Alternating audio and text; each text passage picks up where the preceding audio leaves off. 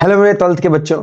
आज हम लोग बात करेंगे वेक्टर अलजेब्रा को लेकर के। वेक्टर अलजेब्रा के बारे में जितना बेसिक्स कॉन्सेप्ट हो सकते हैं, जैसे डायरेक्शन कोसाइन, उसका डायरेक्शन रेशियो किसी वेक्टर का, हम कैसे समझें कि जो डायरेक्शन एंगल होते हैं वो कैसे इंक्लाइंड होते हैं किसी वेक्टर के साथ में, पोजीशन वेक्टर क्या होता है, डिस्प्लेसमेंट वेक्टर क्या होता है, इन सब की बातों में जानेंगे। और साथ ही साथ ये भी समझ रहे होंगे कि अगर हमें 3 पॉइंट दे दिए जाएं तो उनसे बनने वाले ट्रायंगल का हम नेम कैसे बता सकते हैं इन्हीं वेक्टर के मेथड के यूज से, राइट। डिस्टेंस फार्मूला का यूज करके थोड़ा बहुत सेक्शन फार्मूला भी समझेंगे। मतलब आज जितना बेसिक हमारा अलजेब्रा का हो सकता है, राइट, जैसे ट्रायंगल लॉ ऑफ एडिशन है, तो सारी चीजें आज हम समझेंगे। एडिशन, सब्ट्रैक्शन, ये सारी चीजें। बस आज की क्लास में आप प्रोडक्ट नहीं सीख रहे होंगे, बाकी जितना बेसिक पार्ट इसका हो सकता है जो 1 मार्क और 2 मार्क के लिए हमारे लिए इंपॉर्टेंट है, वो सारी चीजें आज आपके लेक्चर आज के लेक्चर में आप सभी समझ रहे होंगे। तो आइए शुरू करते हैं। सबसे पहले हम लोगों को यह समझ में आना चाहिए कि एक्चुअल में वेक्टर होता क्या है। ऑल्दो आप सभी फिजिक्स पढ़ चुके होते हैं क्लास 11th में ही, और आपको पता होता है कि वेक्टर एक्चुअल क्या है। वेक्टर एक ऐसी फिजिकल क्वांटिटी, मतलब किसी भी फिजिकल क्वांटिटी में, ऐसा आप समझते हैं ना, फिजिक्स में पढ़ते हैं, जिसके पास डायरेक्शन भी हो और मैग्नीट्यूड भी हो, उसे हम क्या कहते हैं, वेक्टर कहते हैं।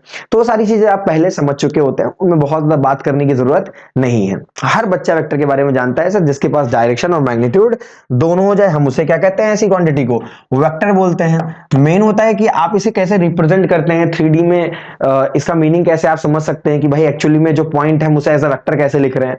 तो थोड़ा बहुत रिलेशन समझते हैं, और ये रिलेशन समझने के लिए आपको एक बहुत ही बेसिक सा डायग्राम समझना होगा। बहुत ही बेसिक सी चीज है आपके लिए। जैसे अगर मैं कार्टेशियन एक्सिस को ड्रॉ करूं, तो आप समझ रहे हैं भाई ये y एक्सिस है, ये आपकी x एक्सिस है, और ये आपकी क्या है, z एक्सिस है। सो हमारे पास 3 एक्सिसेस होती हैं 3D ज्योमेट्री के अंदर, अगर मैं बात करूं आप सभी से। और 3D ज्योमेट्री में 3 एक्सिसेस आपकी तीनों आपस में कैसी होती हैं, एक दूसरे के साथ परपेंडिकुलर होती हैं, मतलब 90 डिग्री का कोण बना रही होती हैं। तो they all are perpendicular to each other, मतलब सारी एक दूसरे से क्या है, 90 डिग्री पर इंक्लाइंड है। अब मैंने आपसे बात की कि मुझे एक ऐसा पॉइंट चाहिए जो इस 3D स्पेस में आ रहा हो। अब 3D स्पेस में हम इस डायग्राम पे, मतलब इस पर्टिकुलर पैनल या बोर्ड पे कैसे रिप्रेजेंट करें, वो थोड़ा मुश्किल काम होता है। लेकिन स्पेस में अगर मैं आपसे बात करूं, किसी भी आप पॉइंट को पकड़ेंगे, वो एक 3D पॉइंट है, उसके पास हाइट भी है, उसके पास ब्रेथ भी है, राइट, और उसके पास आपकी लेंथ भी होती है। तो मतलब जैसे हम लोग हैं, हम भी कैसे हैं, 3D हैं। कैसे मैं इस पे रिप्रेजेंट कर सकता हूं, अगर आप वो चीज समझते हैं तो आपको आज सारी चीज समझ आ जाएंगी कि डायरेक्शन कोसाइन का मतलब क्या होता है, डायरेक्शन एंगल क्या होता है, इस तरीके से सारी चीजें। अब देखिए, मैं कुछ एक क्यूब टाइप का डायग्राम या क्यूबॉइड कह सकते हैं, मैं ड्रॉ कर रहा हूं, एंड इसकी हेल्प से हम समझेंगे कि एक्चुअली में 3D पार्ट कैसे रिप्रेजेंट कर सकते हैं और कैसे हम उसको स्टडी कर सकते हैं। So you can see that यहां पर हमारे पास क्या है, there is a cube.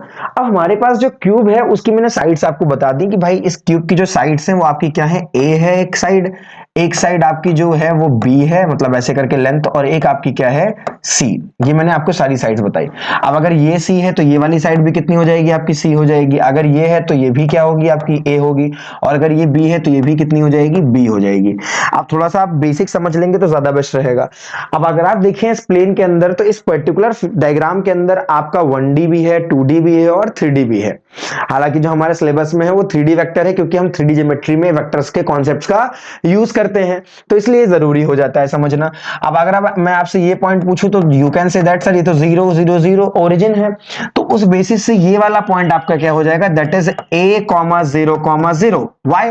Because हम किस में मूव कर रहे हैं, only on the x axis. तो जब भी किसी एक्स एक्सिस के पॉइंट की बात करेंगे तो वहां z और y कितना रहेगा, हमारा 0 रहेगा। इसी तरीके से अगर मैं आपसे y एक्सिस की बात करूं तो यहां पर आपका पॉइंट क्या रहेगा, 0, B, 0, because on the y axis the x and z coordinate is 0। बहुत ही सिंपल। पूरे बेसिक को अच्छे से समझिएगा क्योंकि ये इंपॉर्टेंट होता है, राइट। और ऐसे ही जब 1-2 नंबर के सवाल हमारे गलत होते हैं तो 100 की प्रोबेबिलिटी तो वहीं खत्म हो जाती है हमारी कि भाई आ सकते हैं। तो 0,0, सी। अब आपके पास आपके 1D पॉइंट्स हो गए हैं। अब अगर आप देख सकें तो यहां पर आपको कुछ प्लेन नजर आते हैं। जैसे इस प्लेन का हम नाम बताएं तो ये क्या है, that is X Z plane, क्योंकि एक्स और वाई एक्सिस से बनने वाले प्लेन का नाम क्या हो जाएगा, एक्स जेड प्लेन। उसी तरीके से ये इधर का जो आप हिस्सा देख पा रहे हैं that is Y Z plane, और ये वाला आपका कौन सा है, that is Z X plane. ये कुछ इस तरीके से है। जिस कमरे में आप बैठ के मेरी वीडियो देख रहे हैं, जरा उस कमरे को आप देखिए। अब अगर आप उस कमरे को देख पाए तो बिल्कुल उसी तरीके से है ये सारी चीजें, और उसके किसी एक एंड को आप ओरिजिन मान लेंगे और वहां से आप सारी चीजों को ऑब्जर्व कर पाएंगे और बहुत अच्छे से वेक्टर की प्रॉब्लम को समझ पाएंगे, जो प्रैक्टिकली हम कर सकते हैं। अब अगर मैं आपसे इस पॉइंट की बात करूं तो ये कितना हो जाएगा आपका। सो आप देख सकते हैं हमने ए डिस्टेंस मूव की और फिर ऊपर हमने हमने बी डिस्टेंस मूव की, क्या हम बाहर आए? नहीं आए। तो इसमें आपके पॉइंट क्या होंगे? ए कॉमा बी कॉमा 0। अगर मैं आपसे इस वाले पॉइंट की बात करूं तो सर हम इसमें ऊपर भी गए और बाहर आए, तो मतलब इसमें हमने एक्स की कोई भी डिस्टेंस मूव नहीं की है एक्स एक्सिस पे, so that is 0 comma B C. और अगर मैं इस पॉइंट की बात करता हूं तो that is on the Z X plane. अच्छा, जिस प्लेन की बात करते हैं ना, उस पे आए हुए प्लेन पे दूसरे वाली एक्सिस तो हो ही नहीं सकती। अगर मैं जेड एक्स प्लेन की बात कर रहा हूं तो वो वाई का तो कोई हिस्सा वहां नहीं होने वाला। तो यहां पर आपका क्या होगा? जेड और एक्स केवल। So that mean A comma 0 comma, आप z नहीं, आप b ले रहे हैं, लेंथ सॉरी c ले रहे हैं, तो आप c मार्क करेंगे यहां पर। Okay, so they are the points on the zx plane. ये आपका किस पर है? yz प्लेन पर है। और ये आपका किस पे है? yz सॉरी, ये आपका xy प्लेन पर और ये आपका yz प्लेन पर है। इतनी बातें आपने समझी होंगी। अब अगर जो मैं आपसे पॉइंट की बात करूं, जिस पॉइंट की हमें बात करनी है, दैट इज द पॉइंट जो कि आपका है एक 3D point A B C, and that is the 3D point. Okay, हालांकि 2D वेक्टर भी हैं, 1D वेक्टर भी हैं, सारी चीजें हैं। वन बाय वन हम इसी डायग्राम से तीनों चीजों को समझ लेंगे। अब आपने सारी चीजें समझ ली हैं, ए कॉमा बी कॉमा सी कैसे आ रहा है। अब थोड़ी थोड़ी बातें हम करते चलेंगे। देखिए, जो पॉइंट केवल एक्स एक्सिस पे आ रहा है वो आपके 1D पॉइंट्स होते हैं। और जब भी आप किसी एक एक्सिस में चली गई दूरी की बात करते हैं, तो वहां आपने अगर बुक्स थोड़ी सी खोल ली हो, राइट, ML अग्रवाल या जो भी आपकी टेक्स्ट बुक है, राइट, अगर आपने उसको ओपन किया हो तो आपको नजर आएगा उसमें आई कैप, जे कैप और के कैप करके कुछ लिखा होता है। उन सब चीजों का मतलब क्या है अभी समझते हैं हम वो सारी चीजें, और उनका एक्चुअल में मैग्नीट्यूड क्या होता है, उनका नेम क्या है, वो सारी चीजें हम जान लेंगे अभी। आप सबसे पहले वेक्टर में अगर हम किसी चीज की बात करते हैं तो ये आई कैप और जे कैप की ही बात करते हैं। इस डायग्राम को अभी आपको भूलना नहीं, मैं फिर से इस पर वापस आने वाला हूं। आई कैप या यही मैं बता देता हूं आपको, यहीं पर अगर मैं आपको बता दूं आई कैप और जे कैप के बारे में, सो थोड़ी सी अभी आपको ये चीजें ऐसे कह सकता हूं मैं, आपको रटना पड़ेगा, लेकिन अभी मैं समझा दूंगा आपको। आई कैप क्या होता है? यूनिट वेक्टर है सारे के सारे। पहले तो they all are called as unit vector. I cap, J cap और K cap, they all are unit vector. अब एक्चुअल में क्या काम है इन वेक्टर्स का? यूनिट वेक्टर क्यों लाए गए? जैसे मैं अगर मूव कर रहा हूं आपके सामने, तो मैं एक्स एक्सिस में या किसी एक एक्सिस में मूव करूंगा और कुछ दूरी चलूंगा। अब मुझे अगर वर्बल किसी कोई चीज बतानी है, भाई मैं एक्स में 2 यूनिट चला हूं, वाई में 3 यूनिट चल गया मैं, और जेड में 5 यूनिट, तो ये बोलना थोड़ा ऑकवर्ड होता है। मैथमेटिक्स में हम सिंबलाइज कर देते हैं। तो जब भी हम किसी डिस्टेंस, जब भी हम कोई भी डिस्टेंस एक्स एक्सिस पे मूव करते हैं, तो हम उसे किससे रिप्रेजेंट कर देते हैं? आई कैप से। कि मतलब अगर किसी भी नंबर के साथ आई कैप लगा हुआ है, इसका मतलब हमने एक्स एक्सिस में उतनी दूरी चल दी है, राइट। तो ये किसके लिए होता है? Unit vector along, unit vector along x axis. अभी बताता हूं मैं आपको यूनिट वेक्टर क्या होता है। एक्स एक्सिस आपका जे क्या होता है? ये होता है आपका unit vector along Y axis. ये आपका वाई एक्सिस के अलोंग होता है। और के कैप क्या है? आपका unit vector along, unit vector along Z axis होता है। क्या होता है आपका? Z axis. अब लेट्स से अगर मुझे इस पॉइंट के बारे में बताना है कि सर इस पॉइंट को आप वेक्टर में कैसे लिखोगे, कैसे किसी को बताओगे कि वेक्टर में ये हमने एक्स में इतनी दूरी, वाई में इतनी दूरी चली है, तो बहुत ही सिंपल है। अगर यहां पर राइट जो हमारे पास ये पॉइंट है, सो पॉइंट हमारे पास क्या है? That is A comma B comma C. और ये किस में लिखा जाता है? आपका कोऑर्डिनेट ज्योमेट्री सिस्टम में, राइट। कोऑर्डिनेट सिस्टम में हम इसी तरीके से इसे रिप्रेजेंट करते हैं। अगर मुझे इसको किस में लिखना हो? इन वेक्टर लिखना हो, राइट। अगर मुझे इसे वेक्टर में लिखना हो तो समझ जाएंगे अभी आप। सो ये वेक्टर में कितना हो जाएगा आपका? कैसा हो जाएगा? वेक्टर फॉर्म में कैसा लिखा जाएगा? So in vector we can write it, right. So हमने एक नाम ले लिया। देखिए, किसी कुछ नाम हमें देना पड़ता है, तो हमने वेक्टर का नाम ले लिया कि भाई हमारे पास जो वेक्टर है वो कैपिटल ए वेक्टर है, और उसे हम कैसे, इससे कैसे, इसको कैसे हम वेक्टर में लिख सकते हैं? हमने इतनी इतनी डायरेक्शन मूव करी है, so we can write it A into I cap, B into J cap, plus C into K cap हम लिख सकते हैं। Okay, and that is the vector representation of a 3D point. अब इतना आपको आना चाहिए, क्योंकि कभी कभी हम कोऑर्डिनेट्स ऐसे वेक्टर से कोऑर्डिनेट बना रहे होंगे, कोऑर्डिनेट से वेक्टर। अब आप समझ पा रहे होंगे ए बी सी में पहले एक्स होता है, फिर वाई, फिर जेड। वैसे यहां पर है आई वाले के साथ जो भी नंबर लिखा होगा वो आपका एक्स एक्सिस में चलेगी दूरी है, जे के साथ वाला वाई एक्सिस में, और के साथ वाला आपका जेड एक्सिस में डिस्टेंस बताता है। अगर आपको इतनी बात समझ आई हो तो हम आगे अब मूव कर सकते हैं। अब एक्चुअल मैंने आपको कैसे कार्टेशियन से वेक्टर बनता है वो चीजें मैंने आपको बताई हैं। आगे मूव करते हैं, थोड़ी बहुत इसके ऑपरेशंस को समझेंगे। अभी इस पे फिर मैं लौटूंगा जब आपको मैं डायरेक्शन कोसाइन समझा रहा हूं। इस फिगर को भूलना नहीं है, अपनी नोटबुक में इसको जरूर बनाएं, वीडियो को पॉज करके अच्छे से इसको बनाइएगा साफ सुथरा डायग्राम। अभी डायरेक्शन कोसाइन आप समझ जाएंगे। अब थोड़ा बहुत अगर मैं वेक्टर्स को आपको बताऊं इसके अंदर, सो सबसे पहला पॉइंट आ जाता है आपका डायरेक्शन रेशियो।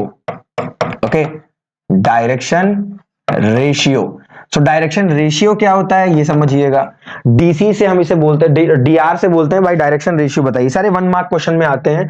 ओके, अब डायरेक्शन रेशियो होता क्या है, लेट जैसे हमने किया भाई, एक वेक्टर हमारे पास क्या है, ए आई कैप, बी जे कैप और सी के कैप है, और अगर मैं आपसे इसका डायरेक्शन रेशियो पूछता हूं डीआर, तो ये बहुत ही सिंपल सी चीज हो गई, जितना भी एक्सिस में चली गई दूरियां हैं एक्चुअल में वही क्या होती हैं, डायरेक्शन रेशियो होती हैं आपकी, कि एक्स एक्सिस में मतलब डायरेक्शंस में कितना आपने मूव किया है वही आपका क्या होता है, डायरेक्शन रेशियो होता है। पर्टिकुलर एक्सिस में कितना कितना आपने मूवमेंट कर दिया है, that is called as direction ratio.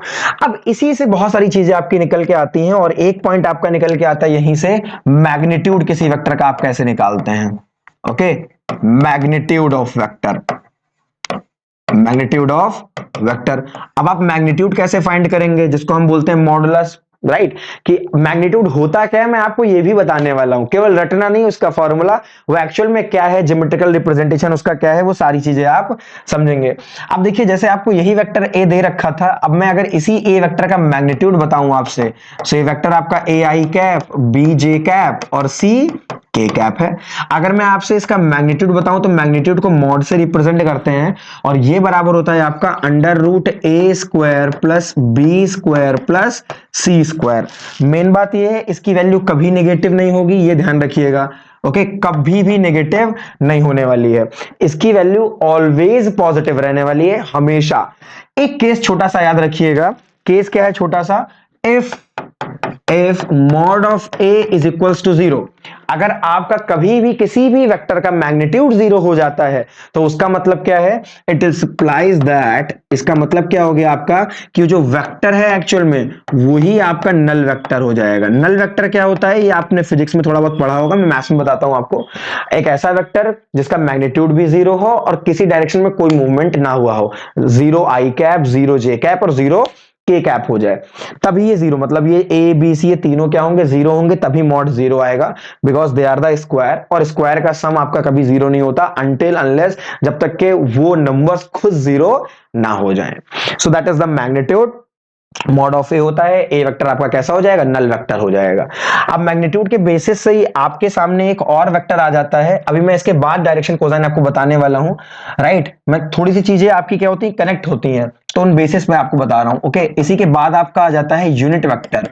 मैं वो सारे इंपॉर्टेंट पॉइंट बता रहा हूं आपको जो आपके एग्जामिनेशन के लिए जरूरी है, बाकी ऐसे बहुत सारे हैं, लाइक वेक्टर, अनलाइक वेक्टर, कोई मतलब नहीं भाई उसका, है ना। मेन मेन चीजें जो है आपकी वो देखिए आप, जिनसे आपके एग्जाम में क्वेश्चंस आने हैं। यूनिट वेक्टर क्या होता है आपका, अब जैसे आपका एक वेक्टर ये दे रखा है ए वेक्टर, अच्छा इसका यूज भी बहुत है और इंपॉर्टेंट भी है काफी है। अभी आप एक नाम पढ़ रहे हैं मेरे से यूनिट वेक्टर, जब आप मुझसे नेक्स्ट क्लास देख रहे होंगे जो आपकी दूसरी क्लास मिलेगी, उसमें एक वेक्टर का नाम आएगा यूनिट परपेंडिकुलर वेक्टर, और वो एक अलग गेम है, राइट। तो यहां पर थोड़ा सा संभल करिएगा, इस नाम में कंफ्यूजन होती है और इसका सवाल आता ही आता है। अब यूनिट वेक्टर को हम रिप्रेजेंट करते हैं कैप से, मतलब वेक्टर के ऊपर हम क्या लगा देते हैं, कैप, ये इसका रिप्रेजेंटेशन होता है। लेट जैसे एक वेक्टर ए हमें दे रखा है, ए आई कैप, बी जे कैप और सी के कैप, हम उसी 3D पॉइंट को देखिए लेकर के फाइंड कर रहे हैं, और कारण इतना सा है ताकि हम आपको भी डायग्राम में इन सब का मतलब बता सकें। ओके, अब अगर आपको इसका यूनिट वेक्टर निकालना है तो यूनिट वेक्टर होता है आपका ए कैप, ये होता है आपका यूनिट वेक्टर का रिप्रेजेंटेशन, हमेशा याद रखिएगा, जिस भी वेक्टर के ऊपर कैप लग जाए वो यूनिट वेक्टर है। और यूनिट वेक्टर होता क्या है, एक ऐसा वेक्टर जिसका मैग्नीट्यूड कितना होता है, 1, that is called as unit vector, वो क्या बोला जाता है, unit vector. Sir how can we convert a vector into a unit vector, हम कैसे किसी एक वेक्टर को यूनिट वेक्टर में कन्वर्ट कर दें। अब उससे फायदा क्या होगा कन्वर्ट करके, वो भी जान लेते हैं, और साथ ही साथ कैसे करते हैं हम वो भी देख लेते हैं। तो अगर आपको कन्वर्ट करना है तो आपका फॉर्मूला होता है ए वेक्टर बराबर, ए कैप बराबर A vector divided by mod of this vector. Sir हमने मॉड निकालना तो सीख लिया है, वेक्टर हमें दिया रखा होगा और हम क्या कर लेंगे, दोनों को डिवाइड करेंगे तो क्या वेक्टर यूनिट बन जाएगा। एग्जैक्टली ऐसा करने के बाद जैसे ही आप क्वेश्चंस भी हैं आज की क्लास में, आप जानते हैं मेरा तरीका कि अभी हम कॉन्सेप्ट को समझेंगे और केवल कॉन्सेप्ट को मुझे बता के जाना नहीं है, आपको एग्जांपल्स भी उसके ऊपर मैं सॉल्व कराऊंगा। तो आप ये समझिए कि जब भी आपको यूनिट वेक्टर निकालना हो, वेक्टर दे रखा हो, उसका मैग्नीट्यूड निकाल के आराम से डिवाइड कर दीजिए, आपको यूनिट वेक्टर मिल जाता है। फायदा क्या होता है सर इसका? इससे एक्चुअल में आपको बस डायरेक्शन मिल जाती है। कभी कभी क्या होता है, कुछ कुछ सवालों में हमें मैग्नीट्यूड की नीड नहीं है, हमें एक डायरेक्शन देनी होती है। जैसे कुछ क्वेश्चन ऐसे आ जाते हैं, find a vector of magnitude lambda या मैग्नीट्यूड 15 या मैग्नीट्यूड 8, ऐसे करके देखेंगे आपकी नोटबुक में सवाल होते हैं, या 10 मैग्नीट्यूड का एक ऐसा वेक्टर बताना है आपको जो कि इस वेक्टर के अलोंग जा रहा हो, इस वेक्टर की डायरेक्शन में जा रहा हो, तो आपको इस वाली वेक्टर की डायरेक्शन चाहिए होगी, और डायरेक्शन हमेशा आपको कौन देता है? यूनिट वेक्टर देता है, राइट। सो यूज किसके लिए किया जाता है? Use for direction. जब भी आपको नीड लग जाए भाई कि हमको वेक्टर से कुछ नहीं चाहिए, केवल डायरेक्शन चाहिए, use the unit vector concept, उसमें आपको यूनिट वेक्टर कॉन्सेप्ट लगाना होगा। अब आपको कन्वर्जन पता चल गया भाई कि हम यूनिट वेक्टर में कैसे कन्वर्ट करते हैं, and that is the notation. Unit vector का नोटेशन क्या होता है? दैट इज ए कैप, ऊपर कैप लग जाता है। सर मतलब जो आई कैप, जे कैप और के कैप है, ये भी क्या है? यूनिट वेक्टर है, आपने बताया ही था। तो क्या इनका मैग्नीट्यूड भी 1 होता है? एग्जैक्टली और वहां पर सर समझ गए हम कि एक्स एक्सिस में डायरेक्शन बताने का काम आई कैप करता है, मतलब रास्ता दिखाने का काम करता है। वाई एक्सिस में जे कैप करता है और जेड एक्सिस में के कैप करता है, मतलब इनके मैग्नीट्यूड 1 है, ये केवल डायरेक्शन के लिए यूज होते हैं। अब आपको मेरी बात समझ आ गई होगी। तो यहां से आप एक और चीज समझ लीजिएगा कि कभी भी आप मैग्नीट्यूड निकालें आई कैप का, कभी भी आप मैग्नीट्यूड निकालें जे कैप का, और कभी भी आप मैग्नीट्यूड निकालते हो के कैप का, so they all are equal to 1 always, they all are equal to 1। ये हमेशा आपके किसके बराबर होंगे? 1 के बराबर होंगे, बिकॉज इनका मैग्नीट्यूड कितना होता है? 1। केवल डायरेक्शन के लिए यूज होते हैं। सर बहुत हो गई बातें डायरेक्शन की, चलिए अब डायरेक्शन कोसाइन की बात करते हैं, क्योंकि 3D ज्योमेट्री में भी ये पार्ट इंपॉर्टेंट है। आप यहां पर अगर डायरेक्शन कोसाइन को समझ लेते हो, तो इसका मतलब आपका 3D ज्योमेट्री में भी फर्स्ट एक्सरसाइज आपकी आराम से हो जाएगी। सो डायरेक्शन कोसाइन क्वेश्चंस उसमें आपके बन जाएंगे। अब डायरेक्शन कोसाइन क्या होता है समझिएगा, शॉर्ट फॉर्म में हम इसे डीसी बोलते हैं, है ना, डीसी। आइए समझते हैं डायरेक्शन कोसाइन क्या होता है। पहले तो मैं आपको यहां पर लिख के बताऊंगा, फिर आपको मैं चलता हूं वहां पे सारी चीजें समझाने वाला हूं। अब डायरेक्शन कोसाइन का जो फॉर्मूला है, पहले तो यहां पर आप अगर डायरेक्शन कोसाइन मुझसे पूछते हैं, तो डीसी बराबर होते हैं आपके एल, एम और एन, ये इसके नॉर्मल रिप्रेजेंटेशंस हैं, और इनकी कुछ वैल्यूज भी हैं। मतलब ये एल एम एन कैसे होते हैं, तो एल बराबर आपका होता है कॉस एल्फा, एम बराबर होता है आपका कॉस बीटा, और एन बराबर आपका होता है that is cos gamma. Sir alpha beta gamma क्या है? यहां पर मैं सारी चीजें आपको बताऊंगा, भी ऐसे आप समझ सकते हैं। ओके, एंड हियर मैं आपको बता देता हूं, here alpha beta and gamma are the direction angle. ये क्या होते हैं? आपके डायरेक्शन एंगल होते हैं। एक वेक्टर के डायरेक्शन एंगल आपको पता होने चाहिए, और वो कैसे पता करते हैं आप? आइए चलते हैं, थोड़ा सा डाइव मारते हैं अब डायग्राम के अंदर। हम सभी आपके सामने फिर से आपका डायग्राम आ गया। आप समझते हैं थोड़ी थोड़ी बातें इसके अंदर, और चीजों को हम क्या करेंगे? सॉल्व कर रहे होंगे। अब देखिएगा, जैसे मैं आपसे इसके अंदर बात करूं अगर इस पर्टिकुलर पॉइंट में, तो आपसे मैं अगर इसका डायरेक्शन वो पूछूं, डायरेक्शन एंगल क्या क्या हो सकता है, तो बस इतना सा काम करिए, ये आपकी ओरिजिन वाली लाइन और ये आपकी उस 3D पॉइंट, इसको क्या करिए? कनेक्ट कर दीजिए। आपने क्या किया? कनेक्ट किया इस लाइन को। अब अगर आप ये डॉटेड लाइन को देख सकें, तो डायरेक्शन एंगल क्या होते हैं? इस डॉटेड लाइन से एक्स एक्सिस से कितना एंगल बन रहा है? राइट, इस एक्स एक्सिस से बना हुआ एंगल ही क्या होता है? अल्फा होता है। वाई एक्सिस से कितना एंगल बनता है? वो आपका क्या होता है? That is beta.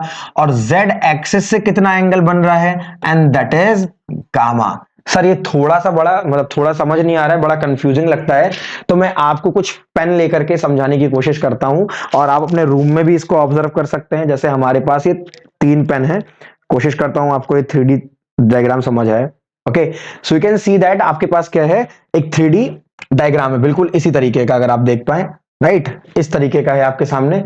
एक आपके पास ये पेन है, ओके, दैट इज ब्लैक। ये आपके पास एक पेन है, और आपके पास एक ये पेन दे रखा है आपको। ओके, आपको नजर आ रहे होंगे तीनों के तीनों पेन, हालांकि शायद ये ब्लैक है, इस वजह से थोड़ा सा आपको दिक्कत लग रही हो। ओके, तो थोड़ा सा मैं काम करता हूं, बैकग्राउंड व्हाइट कर देता हूं, तो आपको चीजें अच्छे से समझ आ सके। ओके, बैकग्राउंड हम व्हाइट कर लेते हैं। Just a minute. चलिए, अब आपको शायद ये पेन नजर आ रहा हो अच्छे तरीके से। ओके, ये तो बहुत ज्यादा रोशनी हो गई व्हाइट बैकग्राउंड में, पीछे से भगवान वाली फीलिंग आ रही है थोड़ी सी। आइए देखिएगा, आपके पास अभी 3 पेन है ना। अब इन तीनों पेन से आप बड़े आराम से समझ सकते हैं कैसे। ये आपकी कौन सी एक्सिस है भाई? वाई एक्सिस है। ये आपकी कौन सी है? That is your x axis. और ये आपकी कौन सी है? Z axis. सर बाहर की ओर है, बिल्कुल सही।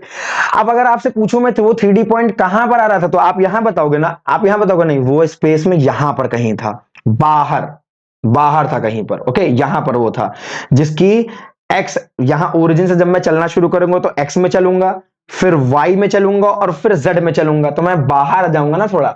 तो यहां पर हूं मैं। अब पॉइंट यहां पर है और ओरिजिन से आपने वेक्टर की लाइन ड्रॉ कर दी। तो जब आप ओरिजिन से, एक और पेन की हमें नीड लगेगी शायद, ये समझते हैं। जब आपने ओरिजिन से एक और वेक्टर को ड्रॉ कर दिया तो कुछ इस तरीके का वो पॉइंट आ जाएगा। शायद आपको नजर आ रहा हो। मैं एक्सेसेस फिर से दिखाता हूं आपको, क्योंकि मेरी शॉर्ट ब्लू है तो थोड़ा आपको लग रहा होगा ऐसा। समझिएगा, ये आपकी एक्सेसेस थी सारी की सारी, जो ऑलवेज क्या थी आपस में? म्यूचुअल परपेंडिकुलर थी। आपने लगाया ये पेन। अब ये पेन एक्चुअली में वो डॉटेड लाइन है। वो क्या है? Dotted line. और ये वो आपका 3D पॉइंट है। अगर आप डिस्टेंस फॉर्मूले से कभी देखें, पहले मैं मैग्नीट्यूड का मतलब आपको बताता हूं। ओरिजिन 0,0,0 और ये पॉइंट A, B, C। जरा मुझे डिस्टेंस फॉर्मूला यूज करके इसकी डिस्टेंस बताइए क्या आएगी। जब आप फाइंड करोगे ना, so you get √A² plus B² plus C² आपको मिलेगी। आप करके देखिएगा, A-0 का स्क्वायर A² प्लस B-0 का स्क्वायर प्लस B² C²। और यही वैल्यू क्या होती है? मैग्नीट्यूड की। सो एक्चुअल मैग्नीट्यूड क्या बताता है? ओरिजिन से उस पॉइंट की डिस्टेंस बताता है मैग्नीट्यूड किसी वेक्टर की। या कह सकते हैं वेक्टर की ओरिजिन से लेंथ क्या है ये बता देता है, डिस्प्लेसमेंट क्या है ये बता देता है, राइट। इसीलिए कभी भी आपको अगर लेंथ निकालनी है, कुछ निकालना है, तो आप डिस्टेंस फॉर्मूला साथ ही साथ, या फिर आप क्या कर सकते हैं, उस पर्टिकुलर वेक्टर का मैग्नीट्यूड निकाल दें। और सेम यही काम हम किसके लिए करते हैं? जब हम किसी ट्रायंगल का नाम बताने वाले क्वेश्चंस को सॉल्व कर रहे होंगे। ध्यान रखिएगा मेरी बातों को। अब आइए समझते हैं डायरेक्शन एंगल क्या होता है। तो एक्स एक्सिस के साथ इसका कुछ एंगल बन रहा होगा। एक्स एक्सिस के साथ इसका एंगल वही तो अल्फा है। वाई एक्सिस के साथ इसका कुछ एंगल बनेगा and that is your beta. और जेड एक्सिस के साथ कुछ एंगल बनेगा और वो क्या है? आपका गामा। तो आपने समझा, अल्फा, बीटा और गामा कुछ इस तरीके से नजर आ रहे हैं। इसका हर एक एक्सिस से इंक्लिनेशन क्या है? That is called as direction angle. Alpha angle, beta angle और गामा एंगल। आपको नजर आ गई अब सारी चीजें। अच्छा, अगर आपने इतना समझ लिया है तो होता क्या है, अब कैसे निकालते हैं? तो जब भी आप इन डायरेक्शन एंगल्स पे क्या ले लेते हैं? कोसाइन। इन डायरेक्शन एंगल का कोसाइन ले लेते हैं, सो आपको क्या मिलता है? डायरेक्शन कोसाइन मिल जाता है। और उसी को हम क्या बोलते हैं? उसी को हम बोलते हैं LM और N बोल देते हैं। हालांकि अब आपको समझ आ गई होंगी चीजें सारी की सारी। ये एक्स एक्सिस वाला एंगल, ये वाई एक्सिस से बीटा, और गामा क्या है? वह एंगल का जेड एक्सिस से है। रटना नहीं है, चीजें समझ के करेंगे तो बड़े बढ़िया तरीके से आप कभी भूलेंगे नहीं। क्योंकि इसमें ऐसा सवाल भी आएगा, अभी एग्जांपल भी है कि एक्स एक्सिस के साथ इतना एंगल बनता है, वाई के साथ इतना, तो जेड के साथ कितना बन रहा है। तो कुछ प्रॉपर्टीज भी आइए समझते हैं। अब अगर उसी में आप थोड़ा फिगर को और ऑब्जर्व करते हैं भाई, अगर आप फिगर को और ऑब्जर्व करते हैं तो आपको ये पता है भाई, ये √A² plus B² plus C² है।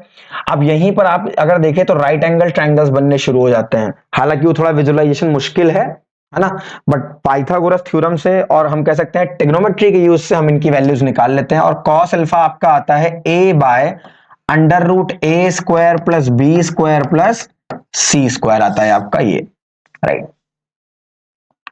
A/√A² plus B² plus C²। जहां कोई डाउट लगे आप कमेंट करिएगा। सो कॉस बीटा कितना आ जाता है आपका? B बाय सिमिलर, आप बस परपेंडिकुलर देखिएगा, उसके अंदर पाइथागोरस थ्योरम से निकाल लेंगे। कॉस गामा कितना होगा? C/√A² plus B² plus C²। That is the value of L, M and N। Cos alpha, cos beta और कॉस गामा की क्या होती हैं? ये वैल्यूज होती हैं। अगर आप देख पाए, थोड़ा बहुत भी समझ पा रहे हो, तो ये अगर आप इन वेक्टर, इससे बना हुआ वेक्टर बनाएंगे तो एक यूनिट वेक्टर की तरह बिहेव करता हुआ नजर आएगा। वेक्टर है और साथ ही साथ उनके मैग्नीट्यूड से हमने क्या कर दिया? डिवाइड। मैग्नीट्यूड ही तो है ये हमारा एक तरीके से। सो डायरेक्शन कोसाइन आराम से निकल आता है। इसी को आप A by mod of A B कह सकते हैं, right. B by mod of A कह सकते हैं और C by mod of A B कह सकते हैं। और ABC क्या है? ABC यहां पर आप जानते हो डायरेक्शन रेशियो होते हैं। जब डायरेक्शन रेशियो को आप मॉड से डिवाइड कर देते हैं तो आपको क्या मिल जाता है, डायरेक्शन कोसाइन मिल जाता है। सर यही काम तो यूनिट वेक्टर में भी करते हैं, तो इस बिल्कुल सही कह रहे हैं। अब ध्यान दीजिएगा इस स्टेटमेंट पे, यूनिट वेक्टर के डायरेक्शन रेशियो नॉर्मल वेक्टर के आपके डायरेक्शन कोसाइन ही होते हैं, राइट। अगर आपने किसी वेक्टर का यूनिट वेक्टर निकाल लिया है और उसके डायरेक्शन रेशियो को देखोगे तो डायरेक्शन कोसाइन के बराबर ही आते हैं उस वेक्टर के। ओके, अब यहां से कुछ प्रॉपर्टीज आपकी आ जाती हैं, समझिएगा क्या, इन्हीं को आपको नोट करना है, इन पे क्वेश्चंस आ जाता है। अगर आप देख पा रहे हो इसमें, तो अगर आप इन वैल्यूज का सम करते हैं, स्क्वायर करके क्या करते हैं, सम, जैसे मैं इन सब वैल्यूज का अगर स्क्वायर करके सम करूं तो यहां पर मुझे वैल्यू कितनी मिलेगी, 1। सो एक प्रॉपर्टी आपकी आती है cos square alpha cos square beta cos square gamma कितना होता है, 1।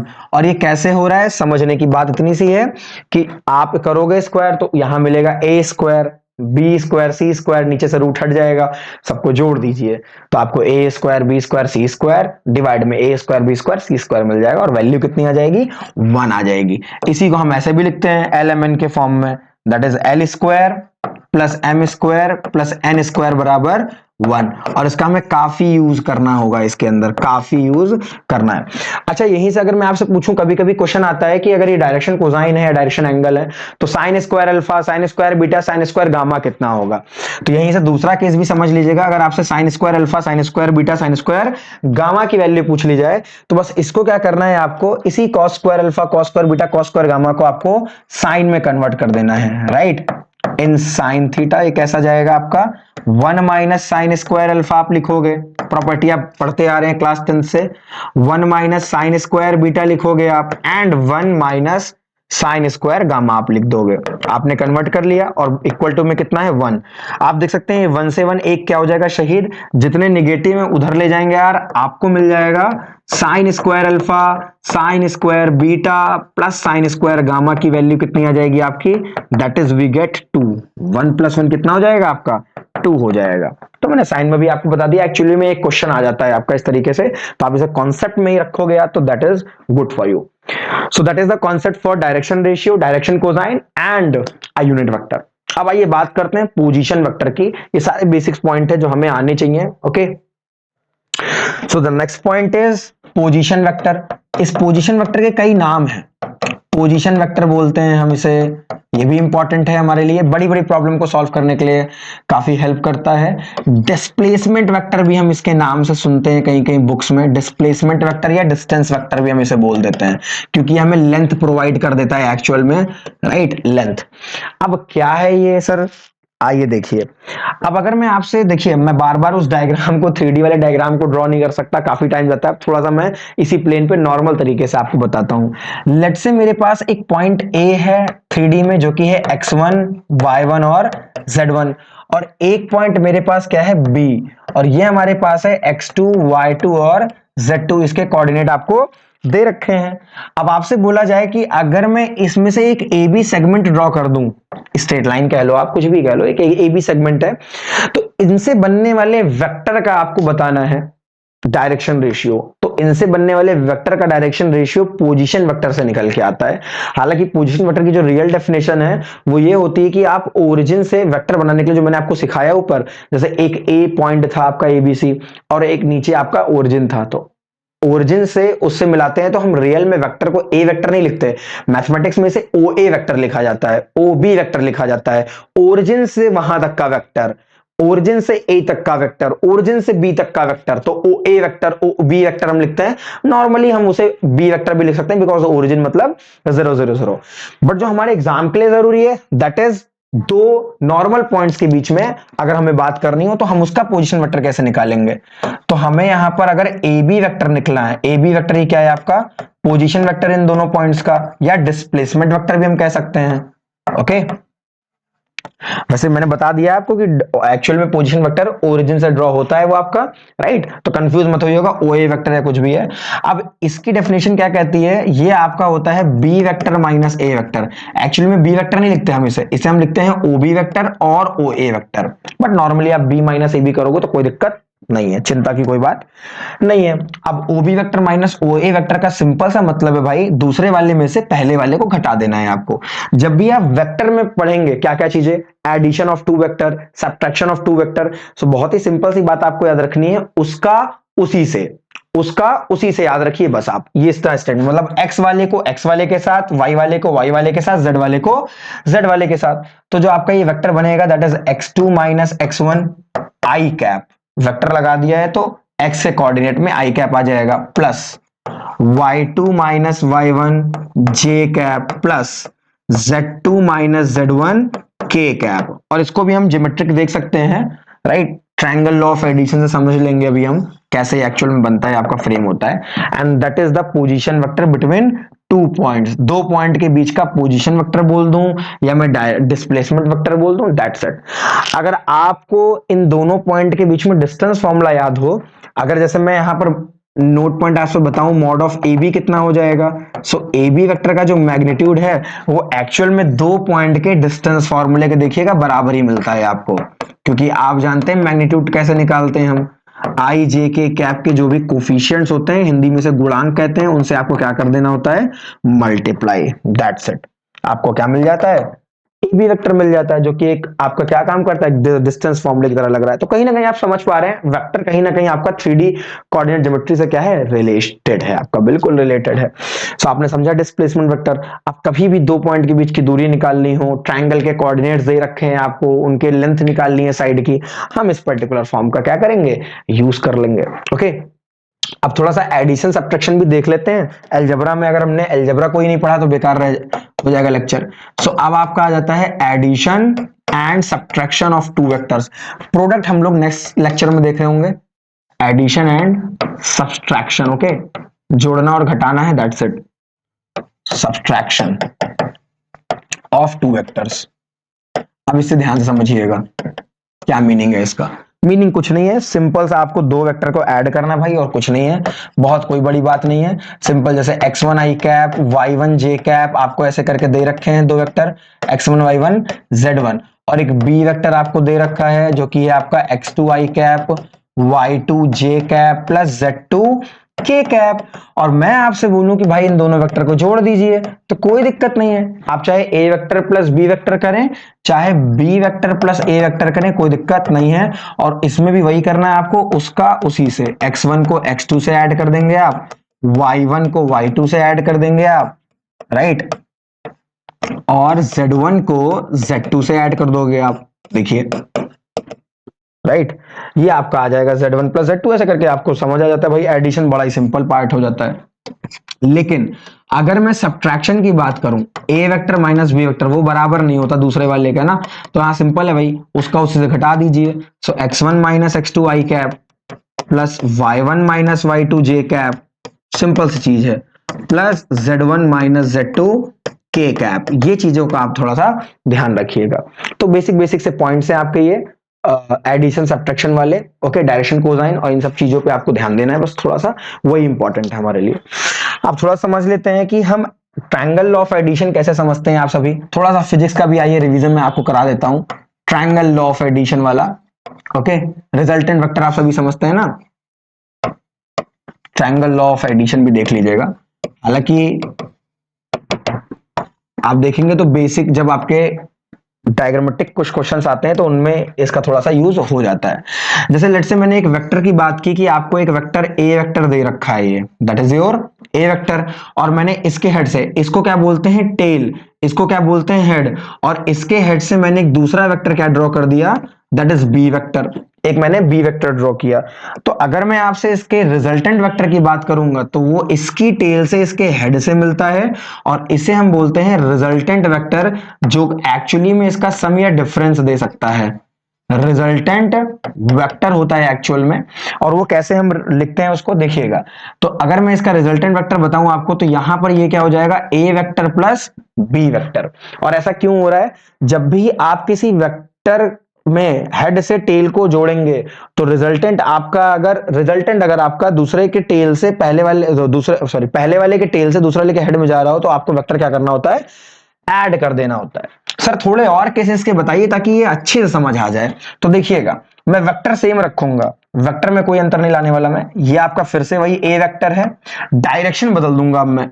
तो जैसे मैंने डायरेक्शन चेंज की इसकी, आप देखोगे मैंने 180 डिग्री इसको टर्न कर दिया। तो जैसे ही 180 डिग्री आप टर्न करेंगे, ये बी वेक्टर था, डायरेक्शन पूरी 180 डिग्री घुमाने के बाद ये माइनस बी वेक्टर हो जाता है, जस्ट अपने का negative. You can see that कि अब इनके हेड हेड आपस में मिल रहे हैं। हेड हेड का मतलब जब आप सर से सर को लड़ाएंगे तो नुकसान होगा ना, तो कुछ वही नुकसान बता रहा है। अब यहां पर क्या होगा, आपको लॉस हो जाएगा। कैसा लॉस? अब आपका रिजल्टेंट वेक्टर वहीं से वहीं जाएगा, कोई दिक्कत नहीं, मैंने उसकी डायरेक्शन को नहीं बदला है। बट इस केस में जो रिजल्टेंट वेक्टर है वो एक्चुअल में हो जाएगा आपका A vector minus B vector. इसका मतलब सर अगर हमने इसकी डायरेक्शन को भी चेंज कर दिया तो एक माइनस और आ जाएगा। बिल्कुल सही कह रहे हो आप, क्या आ जाएगा आपका? माइनस। लेकिन एक पॉइंट और समझना है आपको, छोटा सा, यहां पर छोटा सा पॉइंट एक और आप देख लोगे, बहुत है इतना, एक छोटा सा पॉइंट समझिएगा। ओके, थर्ड पॉइंट वो क्या है एक्चुअल में, ये देख लीजिए बस थोड़ा सा। जैसे आपको अब यहां पर ए वेक्टर दे रखा था, मैं वही लेता हूं, है ना, ये आपका क्या है, ए वेक्टर। लेकिन अब बी वेक्टर को मैं छोटा कर दिया, देखिए इसका जस्ट मैंने क्या किया, आधा। तो ये बी वेक्टर नहीं रहा, ये b/2 वेक्टर बोला जाता है फिर आपका। ऐसी प्रॉब्लम ध्यान दीजिएगा, लेंथ उसकी मैंने जस्ट क्या कर दी, आधी। तो अब इस केस में ये आपका जो रिजल्टेंट बनेगा ये क्या बन जाएगा, A vector plus B vector by 2। ये भी ध्यान दीजिएगा। तो थोड़ा सा अगर आपका डायरेक्शन बदल रहे हो तो माइनस साइन यूज करना है, और अगर आप वेक्टर में क्या करते हैं, क्वांटिटी को कम करना चाहते हैं, मैग्नीट्यूड को कम करना चाहते हैं, तो उसकी लेंथ को क्या कर दोगे, आप छोटा कर दोगे। ये पिक्चोरियल रिप्रेजेंटेशन आप कह लो, डायग्रामेटिक रिप्रेजेंटेशन कह लो, वेक्टर्स को रिप्रेजेंट करने का तरीका होता है। तो इन चीजों को भी आपको आना चाहिए, ये भी चीजें आपको समझ में होनी चाहिए, एंड इतना आपके लिए इनफ होगा। आइए थोड़ा सा मैं पोजीशन वेक्टर को आपको अगर समझाना चाहूं थोड़ा सा, और अगर डायग्राम से आप मेरे से समझना चाहें, राइट, जो कि मुझे लगता है मैं आपको बता देना चाहता हूं। मैं केवल एक 2D प्लेन से बता रहा हूं आपको, जैसे ये एक्स और वाई है ना, जेड भी ले लिए मैंने। एक पॉइंट आपका यहां पर आ रहा है, दैट इज ए वेक्टर, और एक पॉइंट आपका यहां आ रहा है, that is B. Position vector ये कहता है भाई कि ये आपका ओरिजिन है, यहां से यहां तक आपने जो बनाया ये होता है ओ ए वेक्टर। यहां से यहां तक आपने जो ड्रॉ किया, मैं डायरेक्शन ऐसे ले रहा हूं, तो ये क्या है आपका ओ से बी की तरफ, तो ये ओ बी वेक्टर होता है। अब आपको अगर ए बी वेक्टर निकालना है, मतलब ए से बी की तरफ, तो आप अगर वही triangle law of addition use करते हो ना, जो मैंने अभी आपको बताया है रिजल्टेंट वाला, तो आपको यहां से वही मिलेगा कि भाई ए बी वेक्टर बराबर कितना आ रहा है, O B vector minus O ए वेक्टर के आपको बराबर मिलेगा। आप करके देखिएगा यूज, उसी ट्रायंगल लॉ ऑफ एडिशन से ये चीज बनती है, उसी ट्रायंगल लॉ ऑफ एडिशन से। तो उसी से हम इस चीज को डिफाइन करते हैं, बट इतना बहुत ज्यादा डीप जाने की मेरे ख्याल से नीड नहीं है अभी इस एट दैट टाइम, जब आप क्रैश कोर्स की तरह चीजों को पढ़ रहे हो। ओके, अब कुछ पॉइंट्स हैं जो आपको याद रखने हैं, दैट्स इट। इसके बाद हम कुछ एग्जांपल्स को सॉल्व करेंगे। नोट पॉइंट ध्यान दीजिएगा, एक्चुअली में थोड़ी सी प्रॉब्लम्स आपकी ऐसी आती हैं, तो नोट पॉइंट आप समझ लीजिएगा। जैसे पहला पॉइंट आपका आता है पैरेलल वेक्टर के लिए। ओके, हालांकि मैं इसको अभी आगे और बताने वाला हूं। पैरेलल वेक्टर्स, अगर दो वेक्टर कैसे हैं आपके, पैरेलल है। So if two vectors are parallel to each other then there are relation between them. जैसे ए वेक्टर आपका क्या है, ये पैरेलल है बी वेक्टर के, देन अभी आप समझेंगे तो आपको मैं सिंपल सा बताऊंगा, A vector is equals to lambda B vector. और सिंपल सी बात, अगर आपका ए वेक्टर क्या है, a1 i cap plus b1 j cap plus c1 k cap है, और आपका बी वेक्टर जो है that is a2 i cap b2 j cap and c2 k cap, ऐसा करके है। सो इन दैट पॉइंट अगर मैं पैरेलल चेक करना चाहता हूं, इट इज पैरेलल और नॉट, सो मुझे या तो ए वेक्टर बराबर लैम्डा बी करना है। अगर आप कोई चीज नहीं समझ आती है कि भाई हम कैसे करें A vector equal to lambda B vector, तो एक दूसरा कॉन्सेप्ट ये भी है कि आप इनके डायरेक्शन रेशियो का रेशियो निकाल दीजिए। सो a1 बाय a2 अगर बराबर है b1 बाय b2 के, और अगर बराबर है c1 बाय c2 के, so in that case we can say that the vectors are parallel, the vector are parallel. यही वो कंडीशन है, और ये वैल्यू एक कांस्टेंट के बराबर होगी, इंटीजर कांस्टेंट के, और वही वो लैम्डा होता है। लैम्डा क्या होता है आपका, एक इंटीजर नंबर होता है। तो ये कंडीशंस हैं, और भी कंडीशंस हैं प्रोडक्ट को लेकर के, लेकिन वो है क्रॉस प्रोडक्ट, उन सारी चीजों को लेकर के, तो मैं आपको बताऊंगा। ओके, नेक्स्ट लेक्चर में आपको जरूर बताएंगे। सो ये तो बात हुई पैरेलल वेक्टर की। अब दूसरा जो नोट पॉइंट आपको समझने वाला है वो है आपका सेकंड पॉइंट, जहां पर आपको एक ट्रायंगल दे रखा होगा। ये सारा क्वेश्चन में यूज होने वाला कॉन्सेप्ट मैं आपको बता रहा हूं, क्वेश्चंस में यूज होने वाला। अब आपको एक पॉइंट ए दे रखा है, बी दे रखा है, सी दे रखा है और आपसे बोल रहा है एबीसी गिवन है, ये आपको गिवन है। जैसे x1 y1 z1 मान लें इसे, x1 y1 और z1, इसका दे रखा है आपको x2 y2 और z2। हालांकि पॉइंट नहीं दे रखा होगा आपको x3 y3 और z3, ये तो वेक्टर दे रखा होगा ना आपको। वेक्टर मतलब इसका जो पर्टिकुलर पोजीशन वेक्टर है वर्टेक्स का, वो आपको दे रखा है ट्रायंगल के वर्टेक्स का। तब आपसे बात की जाए तो मैंने उसको 3D में लिख लिया है, आपने समझ लिया अभी स्टार्टिंग में, तो उससे आसानी हो जाती है। अब आपको करना क्या होगा, इसका नेम बताना होता है, इस ट्रायंगल का नाम क्या है, नेम ऑफ ट्रायंगल। और ये सवाल आता है नेम ऑफ ट्रायंगल, तो कैसे आप इस ट्रायंगल का नाम बता सकते हैं। तो बड़ी सिंपल चीज है भाई, इसके अंदर आपको कभी भी ट्रायंगल के नेम में बताने पड़ जाए तो आप कुछ मत करिए, आप ए बी वेक्टर निकालिए, बी सी वेक्टर निकालिए और ए सी वेक्टर निकालिए। एक चीज और समझ लीजिएगा कि एक प्रॉपर्टी और समझिएगा आप, अगर A B vector plus B C vector plus C A vector का सम करेंगे ना तो आपको नल मिलेगा। मतलब कभी भी आप एक सही मतलब एक जैसी डायरेक्शन में चले जाएं और एक लूप में चल रहे हो तो सारे वेक्टर्स का सम हमेशा कितना आता है, 0 आता है। इस चीज का थोड़ा ध्यान रखिएगा, ये नोट पॉइंट आपके लिए है, इतना समझिएगा। खैर हम अपने टॉपिक पर आते हैं। इस केस में आपको क्या करना है, mod of A B vector निकाल लेना है, mod of B C vector निकाल लेना है, ध्यान दीजिएगा, बी सी वेक्टर निकाल लेना है, और mod of A C vector या सी ए वेक्टर, बात एक ही है, राइट, बात एक ही है। आपने इनको क्या कर लिया, फाइंड कर लिया।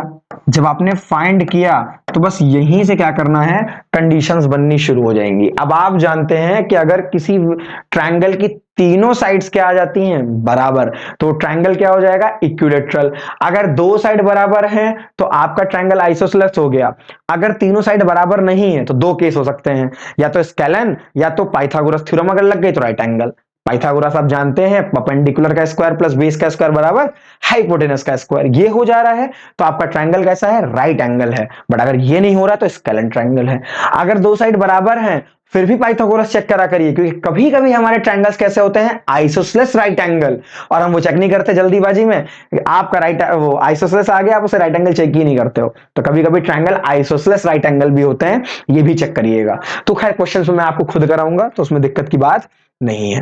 हालांकि इतनी चीजें सफिशिएंट है आपके लिए। एक और बात यहां ध्यान रखिएगा कि अगर आप ए बी वेक्टर का मॉड निकालते हैं, राइट, या आप बी ए वेक्टर का मॉड निकालेंगे तो ये दोनों आपस में क्या होते हैं, सेम होते हैं, इनका ध्यान रखिएगा। बस ए बी वेक्टर और बी ए वेक्टर के जो मैग्नीट्यूड होते हैं वो आपके सेम होते हैं। अब बारी आती है कुछ एग्जाम्पल्स की, चलिए शुरू करते हैं एग्जाम्पल्स हम सभी। ओके, एग्जाम्पल समझते हैं। आपको 4-5 एग्जाम्पल से आपका कॉन्सेप्ट और मजबूत हो जाएगा, आपको चीजें और समझ आ जाएंगी। हालांकि मजा आया होगा आपको सारी चीजें समझ के बेसिक्स में। अब आपसे पहला एग्जाम्पल क्या कहता है, फाइंड यूनिट वेक्टर। सर अब तो हम समझ गए हैं भाई, यूनिट वेक्टर की बात की जाए तो पहले वेक्टर मिल जाए फिर उसके मैग्नीट्यूड से डिवाइड करेंगे तुरंत यूनिट वेक्टर मिल जाता है, बिल्कुल सही है।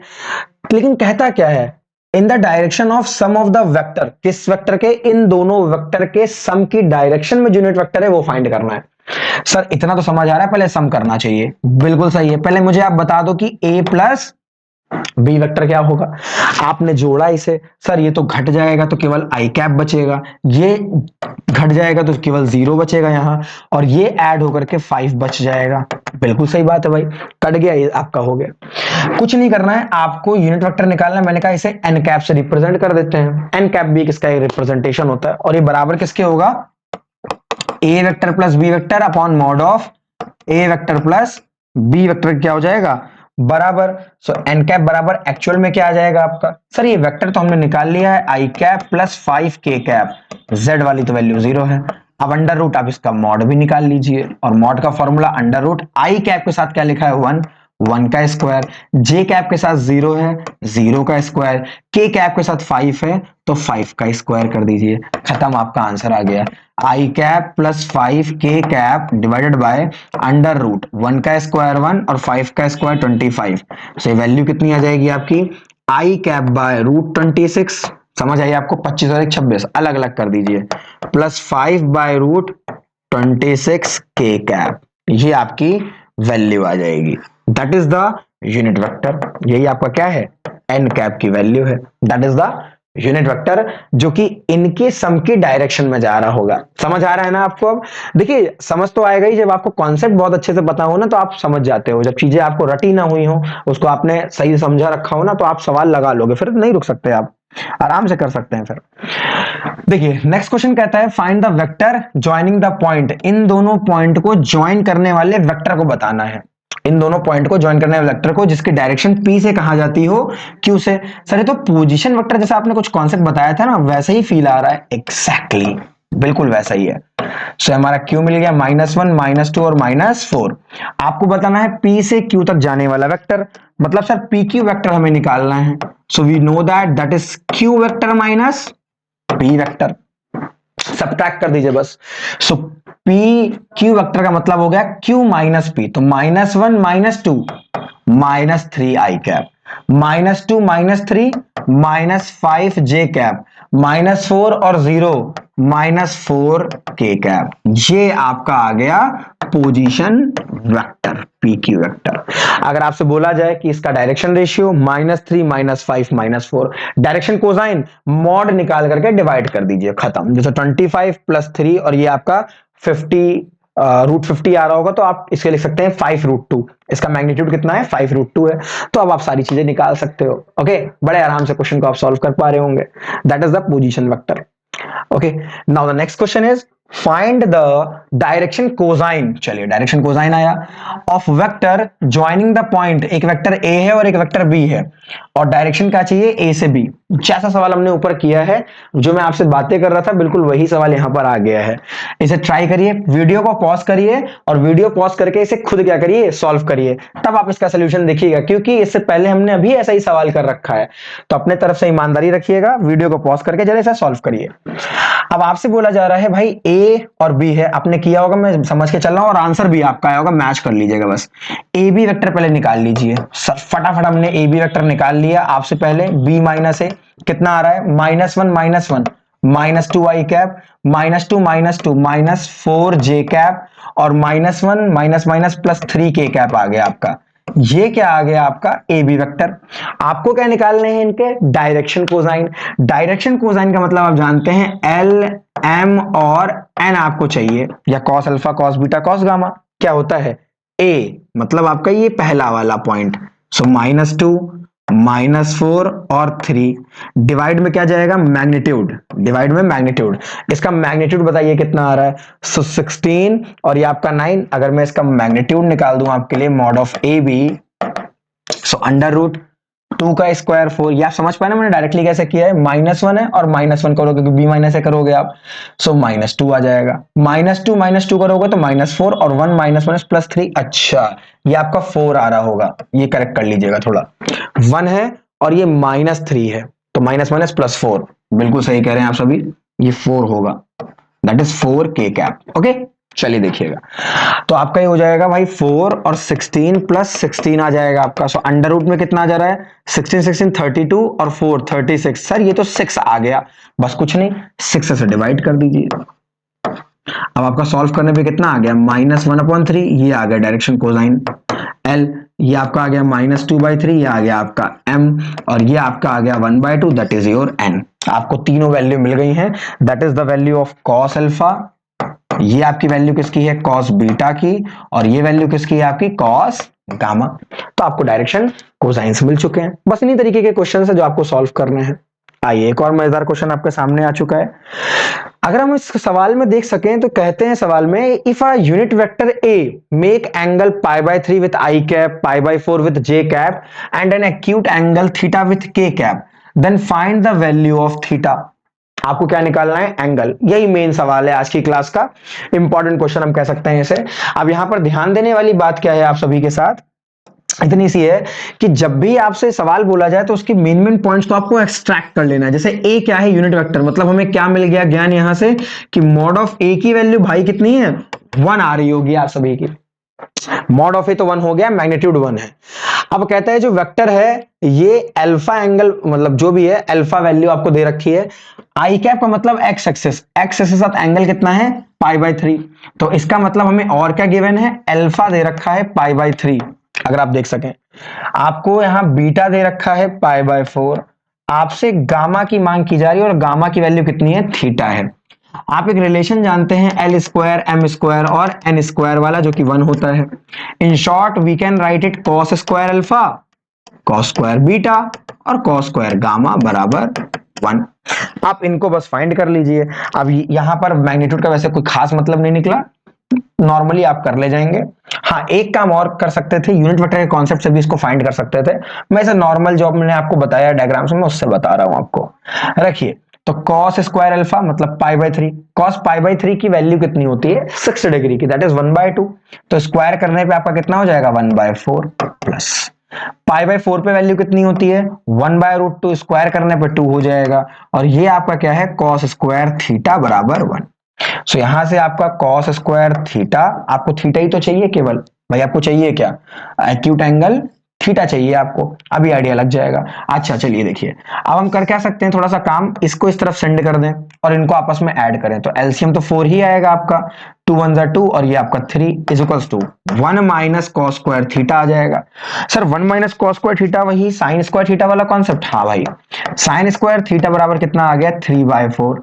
तो यहां से अगर मैं आपसे पूछूं कि साइन थीटा बराबर कितना आ जाएगा, आप कहोगे √3/2 आएगा, yes exactly, and we get the answer. तो थीटा बराबर कितना आ जाएगा, सर साइन थीटा में √3/2 जो वैल्यू होती है वो आपकी किस पर आ रही होती है, बताइए आप सभी मुझे, वो आपकी आती है 60 डिग्री पर, मतलब π/3। तो 60 डिग्री पे वैल्यू आपकी निकलेगी। अच्छा एक और बात है, थोड़ा सा जब आप अंडर रूट कर रहे हैं तो ध्यान दिया करिए, कभी भी कोई नेगेटिव वैल्यू सामने हो ना, तो वहां पर अंडर रूट नहीं करते, वहां पर आपका एंगल पॉसिबल नहीं होता है। तो ये थोड़ी सी बातें हैं जो आपको ध्यान में रखनी है। हालांकि इसमें आपका आंसर कितना आ जाएगा, दैट इज π/3, मतलब 60 डिग्री आपका करेक्ट आंसर है इस केस में। बट यहां पर थोड़ा सा एंगल में आपको ध्यान देना होता है, एंटी क्लॉकवाइज और क्लॉकवाइज, जिसका एक और आंसर भी हो सकता है। एक और आंसर भी क्या हो सकता है, क्योंकि लगा हुआ है स्क्वायर, तो जो नेगेटिव आउटकम दे रहा होगा ना, जैसे -π/3, वो भी इसका एक करेक्ट आंसर है।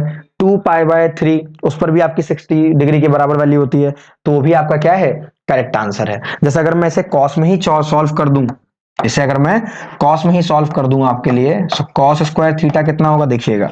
जैसे अगर आप इसको पूरे को सॉल्व करते हैं, यहां से आपको 3/4 मिला है, यहां आपको मिल जाता 1/4, ऐसा करके आपको मिल जाता। देखिए, क्योंकि जब आप इसे सब्ट्रैक्ट करते हैं ना, तो 1/4 समथिंग आता, नहीं ऐसा नहीं है, 3/4 है और उधर ले जाके सब्ट्रैक्ट करेंगे 1/4, हाँ देखिए वैल्यू बदलती है फिर। ओके, तो ये थोड़ी सी बातें आपको यहाँ पर ध्यान देनी होती है।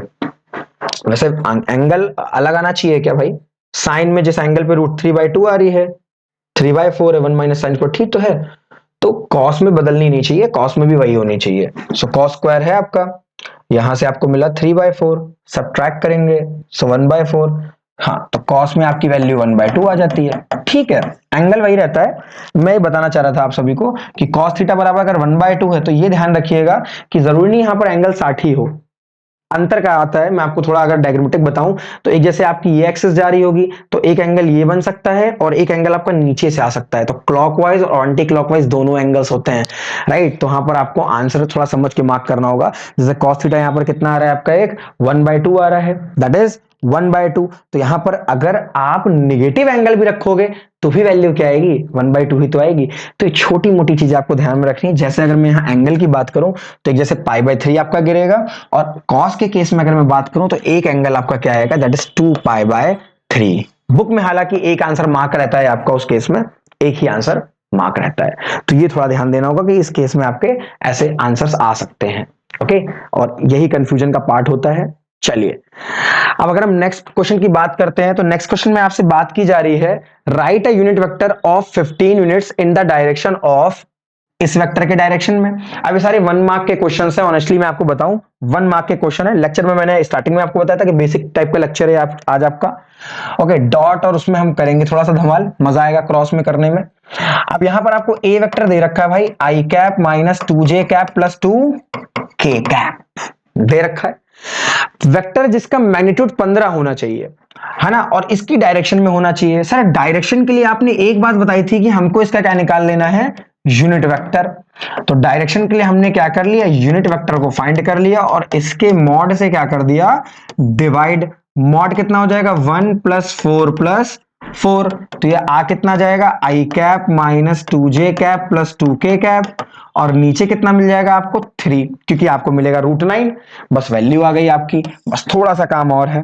अब आपको एक ऐसा वेक्टर चाहिए, भाई ये तो यूनिट वेक्टर है, आपको ना एक ऐसा वेक्टर चाहिए जिसकी मैग्नीट्यूड की वैल्यू क्या होनी चाहिए 15। तो हमें क्या करना है, इसी ए कैप को 15 से मल्टीप्लाई कर देना है। So B vector is equals to 15 A cap, बस आप वैल्यू रख दो। सो 15 और 3 बाहर कर दें, so I cap minus 2j cap plus 2k cap. तो आप देखेंगे यहां कैंसिल हुआ। सो ये आप देख सकते हैं कि अब आपका ये वेक्टर क्या हो गया, उसी डायरेक्शन में चलने लगा। सो 5i cap minus 2j cap plus 2k cap. Direction same होने का एक्चुअल मीनिंग क्या होता है, ये जो आपके कोफिशिएंट के साथ साइन है ना, ये नहीं बदलेंगे। यहां देखिए प्लस है, यहां माइनस है आपका, और यहां प्लस है, ये नहीं बदलते हैं आपके। और वैल्यूज का रेशियो भी क्या रहता है, सेम रहता है। भले आप मैग्नीट्यूड को बढ़ा घटा दें, उससे रेशियोज पर कोई असर नहीं पड़ता है। राइट, ये आपको थोड़ा सा ध्यान देने वाला है, पॉइंट है आपके साथ। अब आपके पास कुछ 1-2 क्वेश्चंस हैं, इनको आपको सेल्फ सॉल्व करना होगा। ओके, जैसे यहां पर आप देखेंगे कोलिनियर वेक्टर्स हैं। अगर आपको इन दोनों वेक्टर को क्या प्रूफ करना है, कोलिनियर, वही आपका पैरेलल वाला पार्ट, एक लाइन एक पर्टिकुलर उस पर आ रहे हो, एक ही लाइन पर ये दोनों वेक्टर आ रहे हो, कुछ मत करिए, सिंपल रेशियो निकाल लीजिए आप इनके, डायरेक्शन रेशियो का रेशियो। तो आप देखेंगे -4/2 यही इक्वल है आपका 6/-3 के, यही इक्वल है आपका -8/4 के। और ये बराबर किसके आ रहा है आपका, दैट इज -1/2 के, क्या है बराबर, -4/2, सॉरी -2 के बराबर है। दैट्स माई मिस्टेक, -2 के क्या है आपका बराबर। कट करेंगे ना आप सभी, तो आपको क्या मिलेगा -2। सो आप देख रहे हैं एक इंटीजर वैल्यू है। बस यही कंडीशन है आपकी पैरेलल के केस के लिए। ओके, पैरेलल के केस के लिए कह सकते हैं, कोलिनियर के लिए भी यही करते हैं आप। ओके, कोलिनियर के लिए भी यही पॉइंट आप यूज करते हैं। राइट, एक और क्वेश्चन चेक करेंगे हम सभी। ओके, देखिएगा इस क्वेश्चन में, अगर आप देख सके, आपसे कहा जा रहा है so that the vector I cap J cap K cap equally incline to the axes. Axes मतलब एक्स एक्सेस, वाई एक्सेस और जेड एक्सेस के साथ क्या होना चाहिए, इक्वली इंक्लाइन करना चाहिए। सो आप देख रहे हो यहां पर कि आपके पास एक आई कैप और जे कैप और एक ही कैप करके वेक्टर है, and that is your vector A, मैं मान लेता हूं इसे। ओके, अब इक्वली इंक्लाइन है ये कैसे आप पता करोगे, तो कभी कभी क्या होता है, आपसे पूछा जाए तो आप एंगल 120 120 120 डिग्री बताते हैं, आपके दिमाग में आता है कि 360 का पूरा रोटेशन है, 120 120 120 मार्क कर दें। नहीं, ऐसा नहीं करना है। इक्वली इंक्लाइन का मतलब है कि जो आपकी एल एम और एन की वैल्यू है वो सेम है, एल एम एन क्या है आपके बराबर। तो इस केस में अगर आप एल निकालोगे कितना मिलेगा, पहले तो उसका मॉड बता दो आप। मैग्नीट्यूड, मैग्नीट्यूड आपका आ जाएगा √3, फाइंड कर लिया होगा, क्यों भाई, √1 + 1 + 1। सो यहां से अगर मैं एल की बात करूं कितना मिलेगा, 1/√3। एम की बात करूं तो कितना मिलेगा, 1/√3, बिकॉज ए बी सी तीनों क्या है, 1 है। और एन की बात करूं तो वो भी कितना है, 1/√3। So you can see that कि इनके एलिमेंट की वैल्यू सेम है, इसका मतलब कॉस में जो एंगल्स होंगे वो भी क्या होंगे आपके, सेम। सो इक्वली इंक्लाइंड होते हैं आपके। चाहे यहां प्लस माइनस लगा के भी आपसे पूछ लेते हैं सवाल में, तो ये थोड़ा सा ध्यान देना होगा।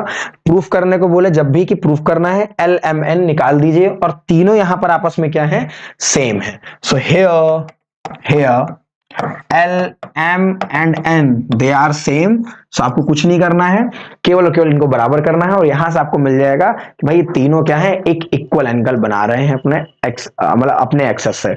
और वो एंगल्स क्या होते हैं, cos इनवर्स 1/√3, cos इनवर्स 1/√3 और cos inverse 1/√3। Okay, so I think आपको समझ आई होंगी सारी चीजें।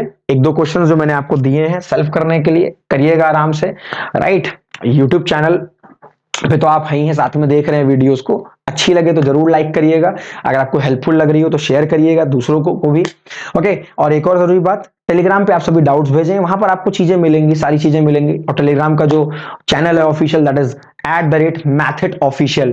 राइट, बिना किसी स्पेस के आपको लिख देना है @mathitofficial, और आप हमसे जुड़ पाएंगे। वहीं पर एक डिस्कशन ग्रुप भी मैंने बनाया हुआ है, जहां से आप मुझसे बात कर सकते हैं, दैट इज डिस्कशन मैथड्स के नाम से है, तो आप आराम से बात भी कर पाएंगे, क्योंकि चैनल में आप केवल पोस्ट को एक्सेस कर पाओगे, देख पाएंगे, बात नहीं कर सकते। तो उसके लिए मैंने एक डिस्कशन मेथड के नाम से ग्रुप बनाया हुआ है। ऑल्दो आज की क्लास में बेसिक्स आपको अच्छे से समझ आया होगा, मैं उम्मीद करता हूं। जहां कोई डाउट लगे, जहां कोई दिक्कत लगे, मैसेज करिए, बताइए मुझे। राइट, कमेंट कर सकते हैं। आराम से टेलीग्राम ग्रुप पे आप बता सकते हैं, राइट, जो भी आपके डाउट्स भेज सकते हैं। और अब जो भी नेक्स्ट लेक्चर आपके सामने आएगा उसको भी ध्यान से देखिएगा, क्योंकि उसके अंदर हम डॉट और क्रॉस मतलब ओवरऑल कह सकते हैं एक वेक्टर को पूरा खत्म कर रहे होंगे, 2 पार्ट में कोशिश करेंगे। ओके, और कुछ इंपॉर्टेंट क्वेश्चंस भी लगा रहे होंगे। सो मिलते हैं हम लोग फिर इसी एनर्जी के साथ, पढ़ते रहिए। आई होप आप सभी अच्छा कर भी रहे होंगे, राइट। प्रैक्टिस करते रहिएगा, मैं हर वीडियो में ही बोलता हूँ, वीडियो देख के काम नहीं चलाना है।